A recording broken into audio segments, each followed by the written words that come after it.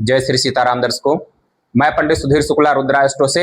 आज हम बात करेंगे कि जुलाई महीने में कन्या राशि वालों का कैसा रहेगा भविष्यफल, क्या कह रहा है इनकी कुंडली, इनकी भविष्यवाणी क्या कह रही है, इस पर हम विशेष रूप से चर्चा करेंगे। किन विशेष बातों पर आपको ध्यान रखनी है और क्या आपके लिए सबसे ज्यादा लाभदायक है, किन सब चीजों को करने से आपके जीवन में बदलाव की स्थिति बनेगा। जुलाई महीना कैसा रहेगा आपके लिए कन्या राशि वाले, लास्ट तक देखिए। हम आपको एक से एक ऐसे उपाय भी बताएंगे जो आपके लिए जीवन में परिवर्तन लाने के लिए बहुत बड़ा, बहुत अनोखा और सुंदर उपाय रहेगा। हम बात करेंगे आपके करियर से संबंधित, आपके बिजनेस व्यवसाय से संबंधित, आपके नौकरी से संबंधित, आपके स्वास्थ्य से संबंधित, आपके आर्थिक स्थिति को लेकर, आपके पारिवारिक जीवन, प्रेम भाव, इन सब चीजों पर विशेष रूप से हम चर्चा करेंगे। देखिए, कन्या राशि के लोग ऐसा नहीं है, सब 12 राशि जो हैं सभी में कोई बालक है, कोई वृद्ध है, कोई युवा है, कोई उद्यमी है, कोई नौकरी वाला है, कोई स्वस्थ है, कोई अस्वस्थ है, हर प्रकार के व्यक्ति होते हैं। हम हर चीजों पर प्रकाश डालेंगे, ध्यान से सुनिए, आप लोगों के लिए बहुत ज्यादा लाभ दे सकता है और अच्छा लगेगा तो आप अपना फीडबैक भी जरूर दीजिएगा। जैसे कि हम आपको बताएंगे आपके करियर से संबंधित कैसा रहने वाला है। देखिए, आपकी कुंडली के अनुसार से कर्म भाव में आपके सूर्य का वास है। सूर्य जो है मिथुन राशि में है, परंतु सूर्य का जो है यहाँ राशि परिवर्तन भी जो है 16 जुलाई को कर्क राशि में हो रहा है, तो ये आपके लाभ भाव में आ जाएंगे। सूर्य का लाभ भाव में आना यानी कि जो व्यक्ति अपने करियर में कहीं नौकरी पेशा वाले हैं उनको उच्च पद की प्राप्ति हो सकती है या अपने से उच्च अधिकारियों का सहयोग मिलना स्वाभाविक दिख रहा है, लाभ दिख रहा है, यानी आप अपने कर्मों के द्वारा लाभ को प्राप्त करेंगे। सूर्य राजा ग्रह होता है, सूर्य बड़े से, बुजुर्गों से या उच्च अधिकारियों से लाभ दिलाता है, तो आपके लिए सबसे उत्तम समय रहेगा सूर्य का जब गोचर होना, ये आपके लिए सबसे ज्यादा करियर में लाभ दे सकता है। दूसरी बात क्या है कि आप लोगों के लिए, जैसे जो बिजनेस व्यवसाय कर रहे हैं ऐसे लोगों के लिए क्या रहने वाला है। देखिए, बिजनेस व्यवसाय वालों के लिए भी सूर्य जो है गवर्नमेंट सेक्टर से कुछ लाभ दिला सकता है। यदि कोई व्यक्ति गवर्नमेंट प्रोजेक्ट में लगे हुए हैं उनको लाभ दे सकता है, या कोई कार्य अटका हुआ है तो वो फाइनल हो सकता है। दूसरी बात क्या है, शुक्र ग्रह ऐसा है जो 5 जुलाई को गोचर करके ये द्वादश भाव में जाएगा। 12वें घर में जाना शुक्र का बहुत लग्जरी लाइफ, या बिजनेसमैन लोग हैं तो कहीं बाहरी लोगों के द्वारा कुछ आदान प्रदान का जो रुका हुआ चीजें होगा वो फाइनल हो जाएगा, या ये कह सकते हैं कोई डील फाइनल हो सकती है। या ऐसा भी हो सकता है कि जो व्यक्ति सौंदर्य प्रसाधन से या लग्जरी लाइफ से, वाहन से संबंधित इंपोर्ट एक्सपोर्ट का काम कर रहे हैं, ऐसे लोगों के लिए भी वो बहुत उत्तम समय रहने वाला है। तो रही बात करियर से संबंधित, आगे हम बात करेंगे जैसे शिक्षा से जुड़े हुए व्यक्ति जो हैं, क्योंकि देखिए बहुत सारे लोग हैं अभी शिक्षा ग्रहण कर रहे हैं या किसी के बालक शिक्षा ग्रहण कर रहे हैं, वो कन्या राशि में है, तो उनके लिए कैसा रहेगा। देखिए, क्या है कि शनि जो है आपके पंचम भाव का कारक है, पंचम भाव का कारक बनने की वजह से और सप्तम भाव में विराजमान होना मीन राशि में, तो ये कहीं ना कहीं शनि का प्रभाव आपके लिए ये कहता है कि आप धैर्य बनाकर रखें। जल्दबाजी में या कोई ऐसा कार्य आप कर रहे हो, जो इंटरव्यू देने जा रहे हो, तो उस पर आप बहुत इग्नोर ना करें, पूरा फोकस करके आप अपनी पढ़ाई पर ध्यान दें, क्योंकि शिक्षा वाले व्यक्तियों के लिए थोड़ा सा ये कठिनाई का समय है, या ये कह सकते हैं मेहनत अधिक करने का ये समय चल रहा है। तो दर्शकों, जैसा कि बात करेंगे आगे हम फिर और क्या आपके जीवन में घटना घटित हो सकती है या क्या लाभ मिल सकता है। आर्थिक स्थिति को लेकर हम बात करेंगे।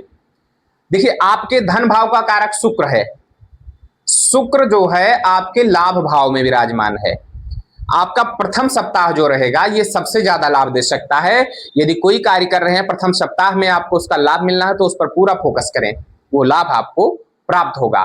कोई बिजनेसमैन व्यक्ति हैं तो ऐसे व्यक्तियों को 7 तारीख के बाद का समय वो ज्यादा लाभ दे सकता है। रही बात आपके धन की स्थिति को लेकर के, तो ये दोनों जगह पर ये देखें तो आपका जो है सामान्य से ही बेहतर आर्थिक स्थिति रहेगा, परंतु आपको धन के मामले में एक सावधानी भी रखनी होगी, क्योंकि आपका धन जो है ये कहीं ना कहीं अपने सौंदर्य प्रसाधन या लग्जरी लाइफ के लिए अत्यधिक खर्च भी हो सकता है। इसलिए आपको अपने धन का आदान प्रदान बहुत सोच समझ करके करना चाहिए। आगे हम बात करेंगे आपके पारिवारिक जीवन का कैसा रहने वाला है। तो पारिवारिक जीवन की स्थिति को हम देखेंगे, जैसे शनि जो है अभी सप्तम का कारक है, सप्तम भाव में विराजमान है और पंचम भाव का स्वामी है। तो पारिवारिक जीवन में संतान भी आता है, उसके साथ साथ में उसके पति पत्नी के बीच भी आता है, प्रेम संबंध भी आता है। तो पारिवारिक जीवन और प्रेम संबंध दोनों को लेकर चलते हैं। जैसा कि यदि प्रेम संबंध में जुड़े हुए व्यक्ति के लिए यह समय सबसे ज्यादा ध्यान देने के लिए है, खास करके ये पूरा महीने के अंतिम सप्ताह से जाकर के आपको इसमें अच्छा रिजल्ट मिल सकता है। इसलिए ध्यान ये दीजिए कि परिवार पर पूरा फोकस करें, पूरा समय दें, किसी भी बात को लेकर ज्यादा बात विवाद ना हो। और दूसरी बात, जो रिलेशनशिप में है व्यक्ति, वो अपने दायित्व का पूर्ण रूप से निर्वहन करने का प्रयत्न करें। महीने के अंतिम सप्ताह में शनि का जब गोचर होगा तो आपके पारिवारिक लाइफ के लिए बहुत अच्छा रहने वाला है। आगे हम बात करेंगे आपके स्वास्थ्य से संबंधित। देखिए, आपकी कुंडली में जो है बुध जो है ये अभी आपके महीने में शुरुआत में आपके लगन में ही विराजमान है। ऐसी स्थिति में इनका गोचर होगा तो ये वक्री अवस्था में आ जाएंगे, और बुध का जो वक्री होगा वो 7 तारीख से होगा। तो 7 तारीख से जब ये वक्री भाव में आएंगे तो आपके स्वास्थ्य पर थोड़ा असर कर सकता है। स्वास्थ्य पर असर इस प्रकार कर सकता है कि ओवर थिंकिंग में आकर के आपको अनिद्रा की समस्या बना सकता है। दूसरी बात, आपको वाणी पर भी नियंत्रण रखना चाहिए, क्योंकि ये ओवर थिंकिंग में आकर के अपने से या अपनों से दूरियां बनाने का भी कार्य कर सकता है। इसलिए इन सब चीजों पर भी विशेष रूप से ध्यान देना है। तो स्वास्थ्य पर आपको ध्यान देकर ये चलना है कि बुध की वजह से थोड़ा सा आपको ये समस्याएं बनेगा, ओवर थिंकिंग बनाएगा, या ये कह सकते हैं आलस्य की भी संभावना बढ़ेगी। तो दर्शकों, जैसे हमने बात किया करियर से संबंधित, शिक्षा से संबंधित, प्रेम से संबंधित, पारिवारिक जीवन और आर्थिक स्थिति को लेकर के, इन सब चीजों पर पूरी तरह से प्रकाश डाला गया है। आगे हम आपको बताएंगे कि किन चीजों से विशेष रूप से सावधान रहना है। देखिए, सर्वप्रथम तो आपको करना क्या है, वाणी पर नियंत्रण रखना है, स्त्रियों का सम्मान करना है, क्योंकि बुध जब वक्री चाल चलेगा तो स्त्रियों के सम्मान में कमी लाएगा। तो इसलिए अपने वाणी से कभी भी अनर्गल शब्द का उपयोग ना करें, ये ध्यान रखना है, वाणी पर नियंत्रण रखना है, अन्यथा आपके रिश्ते को खराब करेगा। दूसरी बात क्या है, शुक्र आपका द्वादश भाव में जाएगा तो आर्थिक स्थिति में आपके ये लग्जरी लाइफ के लिए खर्च अत्यधिक करवा सकता है, इस पर नियंत्रण रखना है। इन सब चीजों को आपको ध्यान देते हुए चलना है। आपको सबसे उत्तम उपाय क्या करना है, देखिए आपके राशि का स्वामी बुध बन रहा है, आपको करना क्या है, दुर्गा चालीसा का पाठ और श्री गणेश अथर्वशीष का पाठ करना चाहिए। उसके साथ साथ में आपको कन्याओं का भोजन कराना चाहिए। कन्याओं को भोजन कराने के बाद में उनको आप हरी वस्तु का दान करें। ये करने से आपके जीवन में बहुत सारी खुशियां आएंगी। यदि पॉसिबल है तो आप बुधवार के दिन आप हरी मूंग का दान करें या बहते हुए जल में प्रवाहित करें।